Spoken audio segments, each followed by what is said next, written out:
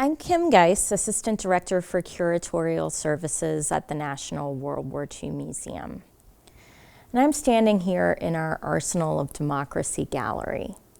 This is where the National World War II Museum tells the story of the American home front. There are so many stories to be told within this gallery, both happy and disturbing stories. Stories of how Americans came together to win the war, came together for victory, and stories of how America was divided, and darker stories of how some Americans were stripped of their civil rights and incarcerated. And so within this gallery, Arsenal of Democracy, we have a gallery, Life in the Camps. And all throughout the museum, we place visitors in the environment. We play off of environments. There are a lot of scenic treatments of various places throughout the war. We have factory floors, we have snowy forest, and we also have a simulated camp environment. So this exhibit opened in 2017. A lot of the elements of this exhibit were developed as part of a temporary exhibit that the museum put together in 2014 that I curated with the help of a lot of people, a lot of institutions, a lot of friends. And that exhibit was called From Barbed Wire to Battlefields, Japanese American Experiences in World War II.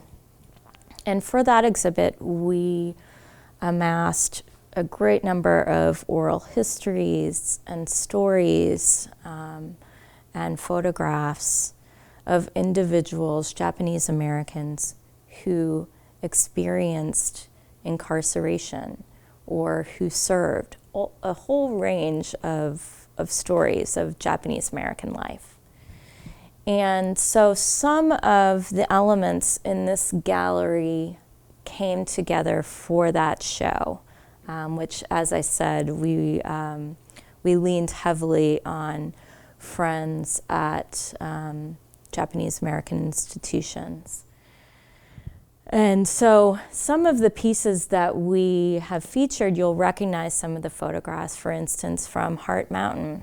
And we recently partnered again with Heart Mountain for a series of webinars. So this is Billy Mambo, of course, and he generously loaned us these photographs for that exhibit, for this exhibit.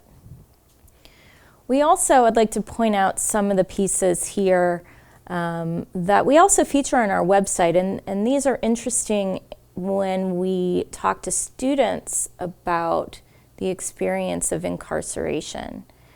These are two yearbooks here from Rower and from Topaz.